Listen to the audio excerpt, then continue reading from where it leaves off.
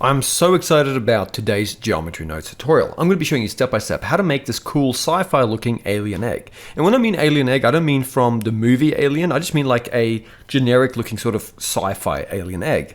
And you can see this is the node setup, and it's actually really simple. Don't be intimidated. This is definitely a beginner friendly tutorial. If you're still new to geometry nodes, it's going to be well explained.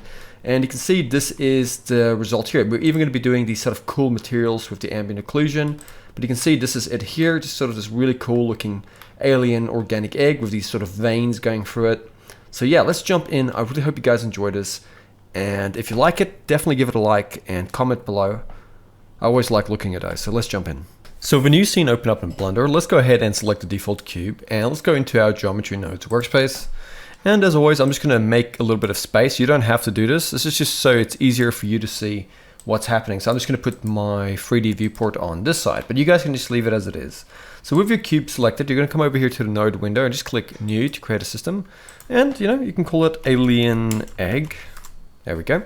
And let's start by actually making the sort of like spherical thing with nodules on it. The actual ball of the egg. And that's really simple to do. We're going to go Shift A. We're going to go search and let's type in sphere.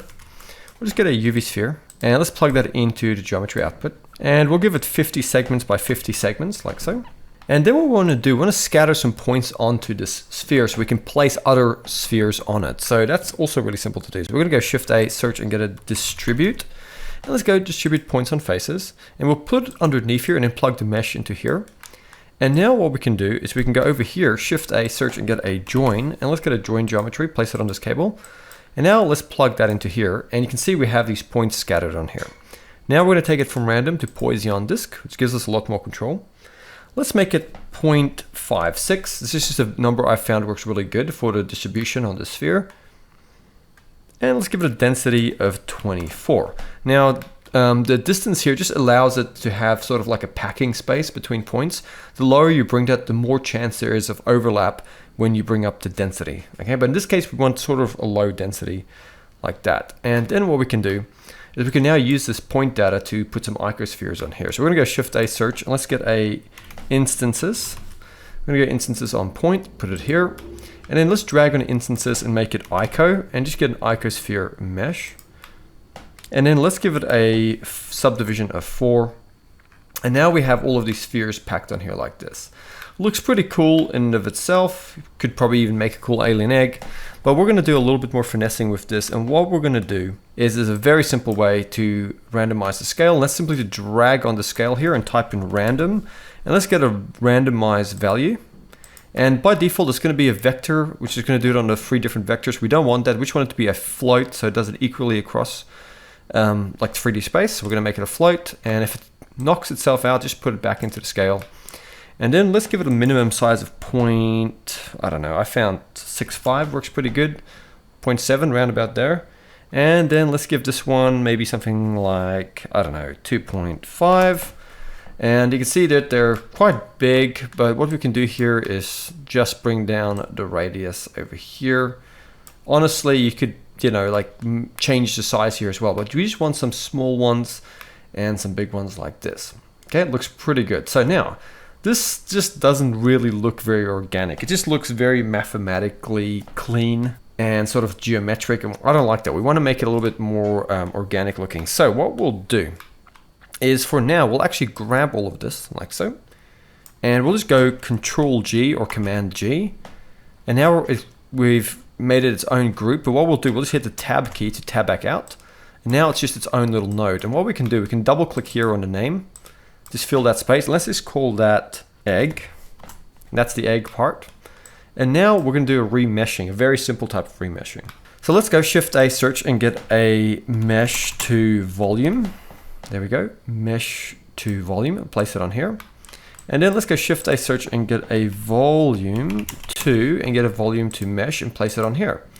And just as I thought, it's doing it to each one of them individually instead of doing it as a whole piece. And that's simply because back in our egg, if you select it and hit the Tab key to go into the node network here, we just simply need to come after the instances on points and just tell Blender to realize them. So we're going to go Shift A, search, and get a realize, and get a realize instances and put it on here. And then let's tab back out. And now you can see it's meshing it all together as a coherent mesh. And what I'm going to do, I'm going to make this voxel count 120. And then where the real magic happens here is this. So we'll leave the threshold as 0.1, but we'll take the adaptivity and make that 0.1. And essentially what that's doing is wherever it needs to preserve detail, it'll do its best to have more topology. But where it's more open, flatter spaces with less corners, it'll try and keep it lower topology, as you can see here. Okay. Now feel free to mess around with these as much as you want. But this is kind of what I'm going to go with here. Should work just fine. And then what I'm also going to do is I'm going to go Shift A search and just get a set shade. And get a set shade smooth, place it over here. And then I'm just going to select these 3 nodes and go Control G just to join them together. Tab back out. And now we have this node group. I'm going to double click and just call it Remesh. And then in brackets, I'll just put volume so we know it's volume remesh. There we go. And that's it. So now we have this way of remeshing. And now let's move to the next thing. We're trying to keep things really organized here, especially if you're a beginner. Having these sort of complicated node networks everywhere can really kind of confuse things. So we're trying to just keep it simple. So what I want to do here is make this smooth. And you could technically go here to your modifiers and just kind of like add a smooth. But the problem is we want this to be in our node network. And there's a lot of good reasons for that. So what we can do, we can make our own. So let's just get rid of this. And in our geometry nodes network, we're just going to simply go Shift A search and get a set position, place it on this cable. And then what we want to do is we're going to grab the position here and let's go position, get a position node. So we're sampling the position and then we're going to go Shift A search and get a blur. Let's get a blur attribute. And just so I quickly explain this to you so you actually understand, the set position can do things to our 3D points in space, like manipulate them around. The position is just essentially the position. It's just where all of these points are. And we're essentially saying take that position and then what you want to do and put this blur attribute on it. And we want to actually make it a vector in this case. There we go. And now we're going to blur that position. So if we take up the iterations, you're going to see this now starts to smooth out over here. And now you can see that's what we have here. So what we're going to do, once again, we're going to grab these guys, go Control G just to join them together. Let's just take this iterations and plug it into this group input. Press N and then go to our group and then just double click on its iterations and call it smooth and then amount. And then press N to close that and then let's tab back out and now we have the smooth node. Let's double click here and just call it smooth. Like so, and now we have a smooth node here that does this operation and we can control the amount of smoothing, okay? So that's really cool. We're just kind of making our own little modifiers essentially. That's what we're doing here. So we've got a remesh modifier, a smooth modifier, and I'm assuming maybe one day these sort of nodes will be standard in geometry nodes, but for now we kind of have to just kind of like make them. So once you make them, you could save them somewhere. So now it's going to get really fun. Let's actually make the system of veins here. So what we'll do is, first of all, we'll give it a little bit of distortion. So we're going to go Shift A search and get a set position, place it on here. Let's just come here to the offset. And let's just type in noise and get a noise texture. Let's make sure, we'll actually make it color. There we go. And we'll go Shift A search and get a vector math. So I'm just going to type in vec math, get a vector math and place it on here. We'll change it to scale. And we'll change the scale of our noise texture to 2. And we'll just take this scale and just bring it way down. Now, depending on what sort of version of Blender you're using, you might have this normalize option. You can kind of mess around with that if things shift off to the side too much. But I'm just going to kind of go something like that. Okay, now we have a little bit of sort of distortion on here. I might even bring the scale down even a little bit more. There we go. Okay, so we have our alien egg looking nice and good. If you want to, you can also change it here from 3D to 4D. Grab the W here and then just give it a scene time. And if you want to, you can go Shift A search and get a math. And oops, just a math node. There we go. Place it on here and change it to multiply. And then you can multiply this by a small value. And now we can kind of have the speed of it move really slowly. In this case it's too slow, so I'll maybe make it 2. And you can see it's a lot faster. Okay, but you know, I'll just maybe leave it at like 1. or maybe even 0.9. Maybe, there we go. So now we have that, okay? If you wanted to, you could grab these guys, and I'm gonna actually do that. Just grab all of these, Control G or Command G, just to make them a group, tab back out, and you can double click this and just call it distort. Okay, and now we have these nodes here. So how do we do the veins? Well, we wanna grab a node called the edge path to curve. So we're gonna go Shift A, search and get an edge path. And let's get edge path to curves. Let's take this geometry, plug it into the mesh here. So we want to give this some data to work with. So what we'll do, we'll go Shift A, search and get a shortest and get a shortest edge path. Let's plug the next vertex index into the next vertex index here. So pretty simple, straightforward. And then we want to sample the index. So what we'll do is we'll go Shift A, search and get a compare. That's under the utility, so compare. And we want to change this to an integer. So which is just like a whole number. It's not like a fraction or anything like that. And then what we want to do is we want to sample the index. So we'll grab the A here and just type in index. We'll sample the index, and then, you know, you can put in whatever value you want here, make it random. So I'll just maybe do like 12 or something. And then what we'll do is we'll just take the result here and plug it into the end vertex here. And just so you guys can actually see what's happening, let's go Shift A, or for now, maybe let's just drag this curves into the geometry output. And you can see we have a little bit of something going on here. But what we do need to do to really make this work is we can actually randomize the start vertices. So let's just grab this and let's just type in random. Let's get a random value. Let's bring down the probability. And the thing here that I'm realizing that I've made a mistake here is we don't want it to be greater than, we want it to be equal to. So there we go. And now we can see we have the structure of veins over here. There we go. And if you come here to this random, you can actually use the probability on the random because it's a Boolean on the random value. And you can actually drag this to decrease the amount of veins. So maybe over here, that looks pretty cool. In fact, I'm just gonna make it 0.1. And then what I'm also gonna do is so let's come here to the B value, maybe make it 1,200. That looks a bit better. And then what we're gonna do is we're gonna give some thickness to these veins. So we'll come after the edge path to curves, Shift A, search. Let's just get a resample first of all, resample curve. Maybe let's do something like 31.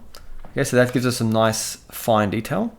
We're gonna go Shift A, search and get a curve to mesh. Place it on here, and then let's just sweep it with a curve circle. So we're gonna drag on here and go curve circle. Let's just give it something like maybe 5 on the curve radius. And you can see these are really big. So let's just bring the radius down to 0.05. And that's looking pretty cool. But the problem here is that they're too thick everywhere. So what we can do before the curve to mesh, we can set the spline radius, so how thick it gets. So we're gonna go Shift A, search and get a set curve. Get a set curve radius, place it on here. And then we just simply go ahead to the radius, drag on it and type in spline parameter. And let's go for the factor, spline parameter factor. And now you can see it branches out in this sort of really, really cool way. And there we have it. We now have this beautiful network of organic looking veins. So now how do we join it together? That's really simple. So let's just move all of these nodes up a little bit. These ones we just created and kind of pack them a little bit closer. There we go. Here we bring this in here.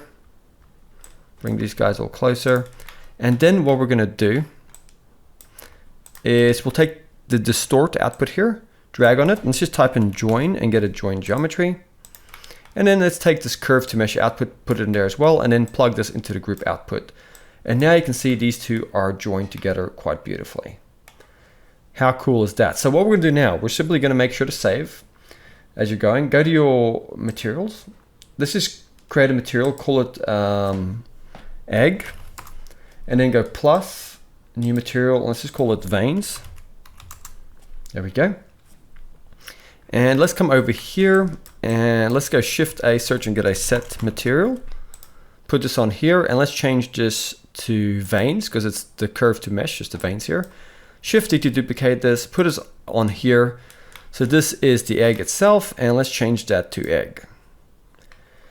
And we can come here to the egg And in the viewport, we could always come here and just kind of give it like a light green. And the veins we can grab, and under the viewport display, maybe make them like darker green, just so we can see that those materials are applied.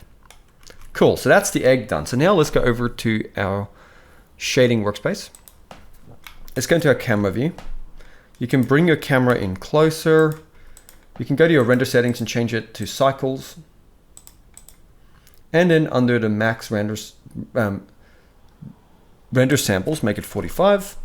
And then go Shift A, add in a light, make it an area light, and just bring it up. Then you can go Z and go rendered. And this is what you have. Feel free to play around with the strength of your light. You can add in as many or as little as you want to. If you're watching this tutorial, you probably already know how to do lighting setups and rendering in Blender. So we'll just focus more on the materials. Let's select the actual egg itself. Okay, and what we're gonna do, we're gonna start with the egg material. So we'll come over here, make sure to click on egg. And what we're gonna do is we're gonna go Shift A, search, and get a noise texture. Let's plug the factor. So let's just drag on a factor and get a bump. There we go. And let's go for the height. Let's plug that into normal of the principled. Let's give it a strength of 0.1. And then we're gonna go Shift A, search, and get a ramp and get a color ramp, place it on here. And then let's take the color, plug it into the input here of the ramp, and then plug the color into the base color of the principled. And let's drag these two values closer together. And this one here will make kind of like a Kermit the Frog kind of green. And this one here will grab and kind of make a bit of like a darker, less saturated green like this. And then let's come over here to our noise texture. Let's just give it a scale of 2, a detail of 9, a roughness of 0.7. And then what we're gonna do is we're gonna come over here just in front of our color ramp. We're gonna go Shift A, search, and get a mix color. Place it on here. Make sure it's going to the A input, and then drag here onto B, and then type in ambient and get an ambient occlusion. Make sure it's the color going in there. And then go Shift A, search, and get a ramp, get a color ramp, place it on this cable, and then drag that black value almost completely to the other end like so. And now you get a sort of nice ambient occlusion effect happening there next to the veins. And we're gonna make this distance 0.06. And now it's even better. And now all you have to do is, let's just maybe grab these bottom nodes here, right click and go copy. Let's click on our veins and let's delete all these, maybe just the principled, delete the principled, and then right click and go paste, and then plug the principled into here. And then just delete the mix here. So just the color ramp is going to here. And there you have it. Now let's just bring down the roughness. Let's click on the egg and let's also bring down the roughness. And let's just come to the subsurface and give it a weight of 0.4. And maybe grab our veins and let's just under the subsurface give it a weight of 0.4 as well. And there you have it. So what we're going to do now is we'll make sure to save. Let's go over to our layout and let's go render and then render the image. And there we have it. So I really hope you guys have enjoyed this tutorial on making this sci-fi looking alien egg. It was a ton of fun. I really enjoyed putting it together for you guys. And if it really helps you, the best way to support the channel is to join Patreon or even just subscribe or like. It really helps me to keep making these tutorials for the Blender community. I'll see you next time and thank you for watching.